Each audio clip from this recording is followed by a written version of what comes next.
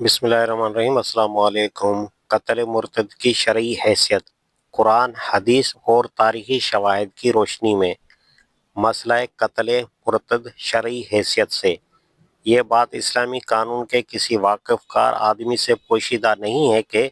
اسلام میں اس شخص کی سزا قتل ہے جو مسلمان ہو کر پھر کفر کی طرف پلٹ جائے۔ اس باب میں پہلا شک جو مسلمانوں کے اندر پیدا ہوا وہ 19ویں صدی کے دور آخری کی تاریخ خیالی کا نتیجہ تھا، ورنہ اس سے پہلے کامل 1200 برس تک یہ تمام امت کا متفق علیہ مسئلہ رہا ہے، اور ہمارا پورا دینی لٹریچر شاہد ہے کہ قتل مرتد کے معاملے میں مسلمانوں کے درمیان کبھی دو رائے نہیں پائی گئیں۔ نبی صلی اللہ علیہ وآلہ وسلم، خلفائے راشدین، صحابہ، تابعین، عامہ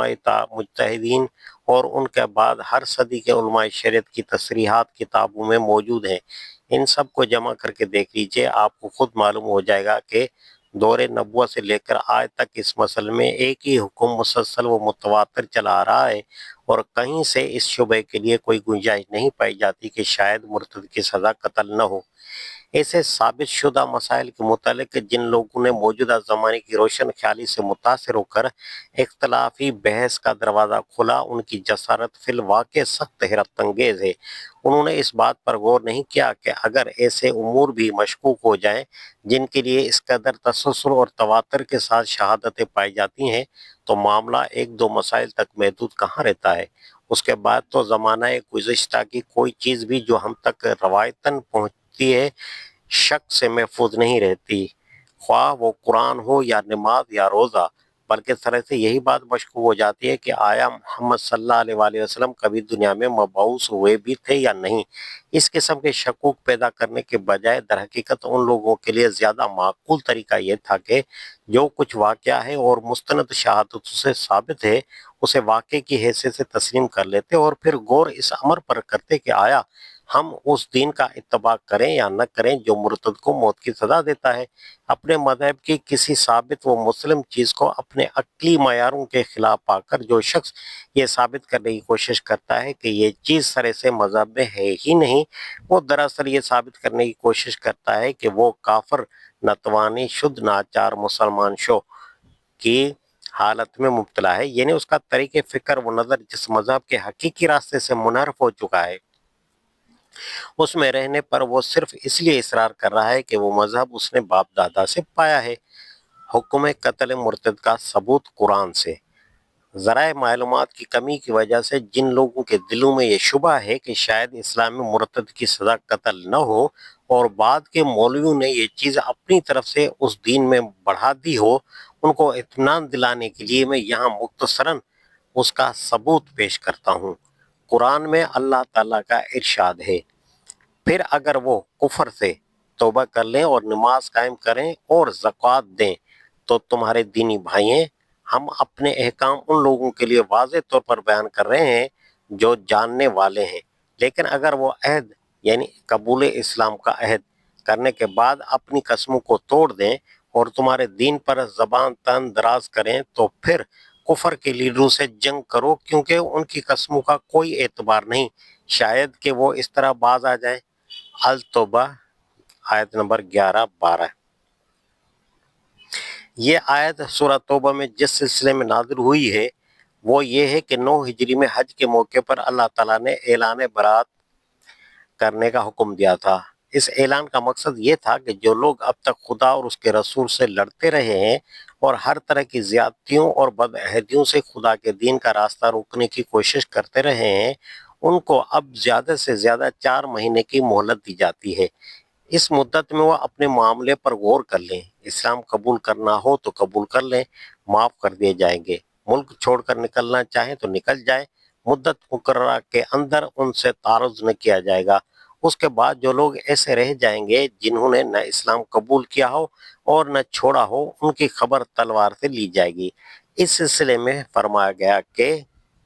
اگر وہ توبہ کر کے ادائے نماز و زکوٰۃ کے پابند ہو جائیں تو تمہارے دینی بھائی ہیں، لیکن اگر اس کے بعد وہ پھر اپنا عہد توڑ دیں تو کفر کے لیڈروں سے جنگ کی جائے۔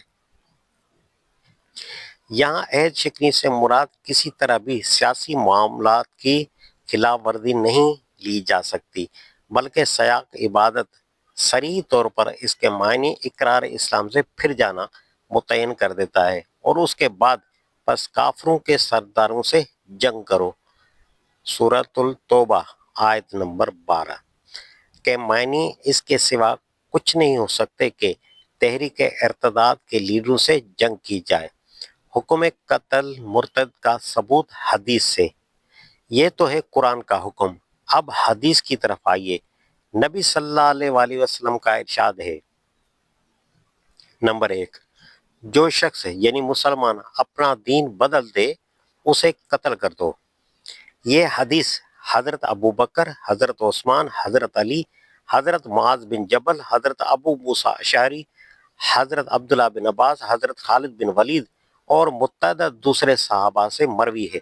اور تمام معتبر کتب حدیث میں موجود ہے۔ نمبر 2، حضرت عبداللہ بن مسعود روایت کرتے ہیں، رسول اللہ صلی اللہ علیہ وآلہ وسلم نے فرمایا، جو شخص مسلمان ہو اور شہادت دیتا ہو اس بات کی کہ اللہ کے سوا کوئی الہ نہیں اور اس بات کی کہ میں اللہ کا رسول ہوں، اس کا خون 3 جرائم کے سوا کسی صورت میں حلال نہیں۔ ایک یہ کہ اس نے کسی کی جان لی ہو اور قصاص کا مستحق ہو گیا ہو، دوسرے یہ کہ وہ شادی شدہ ہو اور زنا کرے، تیسرے یہ کہ اپنے دین کو چھوڑ دے اور جماعت سے الگ ہو جائے، بخاری۔ نمبر 3، حضرت عائشہ رضی اللہ عنہا سے روایت ہے، رسول اللہ صلی اللہ علیہ وآلہ وسلم کا ارشاد ہے کہ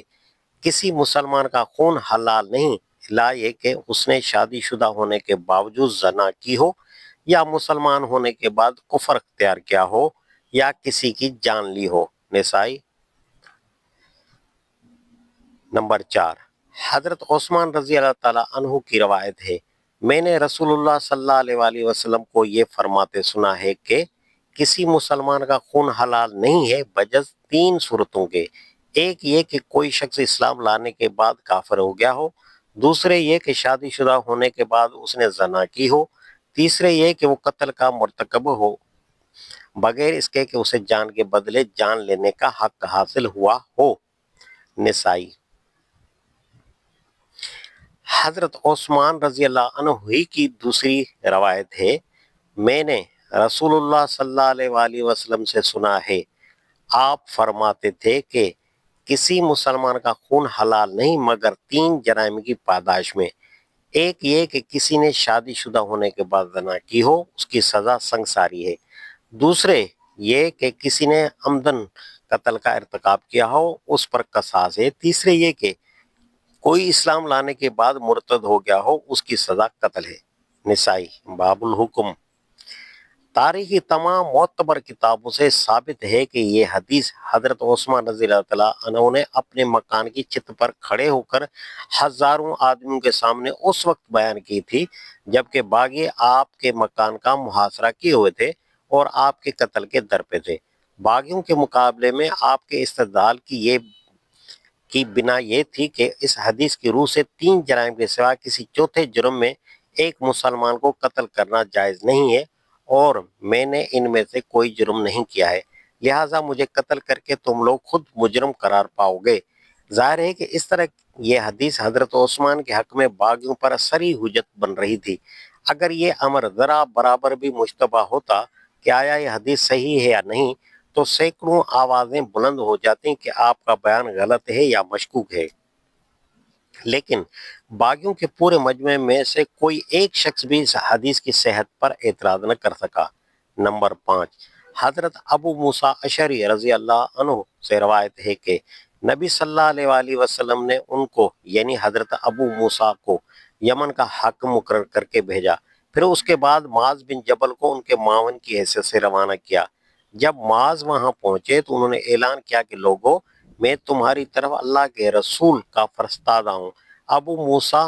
نے ان کے لیے تکیہ رکھا تاکہ اسے ٹیک لگا کر بیٹھے، اتنے میں ایک شخص پیش ہوا جو پہلے یہودی تھا، پھر مسلمان ہوا، پھر یہودی ہو گیا۔ معاذ نے کہا، میں ہرگز نہ بیٹھوں گا جب تک یہ شخص قتل نہ کر دیا جائے، اللہ اور اس کے رسول کا یہی فیصلہ ہے۔ معاذ نے یہ بات 3 دفعہ کہی، آخر کار جب وہ قتل کر دیا گیا تو معاذ بیٹھ گئے، بخاری، نسائی، ابو داؤد۔